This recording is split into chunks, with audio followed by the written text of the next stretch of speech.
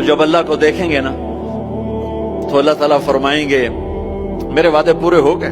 کہا جی پورے ہو گئے۔ کہا اچھا اب اس سے بڑی چیز دے دوں جو دیا ہے؟ کہا جی کیا؟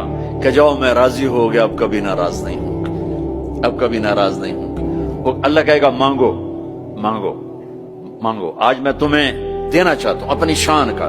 تو کہیں گے یا اللہ ہم جوہانسبرگ میں تیری بندگی تو کرتے تھے پر ایسی نہ کی جیسی کرنی چاہیے تھی، آج تجھے دیکھ کے پتا چلا ہے تو کتنے حسن والا ہے، جمال والا ہے، کمال والا ہے۔